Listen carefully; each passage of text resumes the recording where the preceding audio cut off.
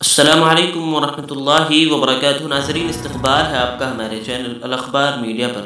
ناظرین، کل گزشتہ ایک انتہائی افسوسناک خبر آئی کہ جمعیت علماء ہند کے آرگنائزر اور بزرگ عالم دین مولانا عبدالحق صاحب قاسمی بستوی کا کل گزشتہ دلی کے پنتھ ہسپتال میں انتقال ہو گیا ہے۔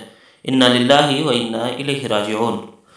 ناظرین، مولانا مرحوم کو دل کا دورہ پڑا تھا، 3 دن تک ہسپتال میں بھرتی رہے، برین ہیمریج کا شکار ہوئے تھے۔ اس دوران جمعیت علماء ہند کے صدر مولانا محمود اسعد مدنی صاحب اور ناظم عمومی مولانا حکیم الدین قاسمی صاحب لگاتار ان کے علاج و معالجے کے لیے جاتے رہے، اس کا جائزہ لیتے رہے، لیکن مرضی مولا از ہمہ اولا وصال کا وقت آن پڑا۔ صدر جمعیت علماء ہند مولانا محمود اسعد مدنی صاحب اور جنرل سیکریٹری مولانا حکیم الدین قاسمی اور جمعیت کے دیگر خدام نے گہرے دکھ اور صدمے کا اظہار کیا اور احباب متعلقین سے ایصال ثواب کے اہتمام کی اپیل کی ہے۔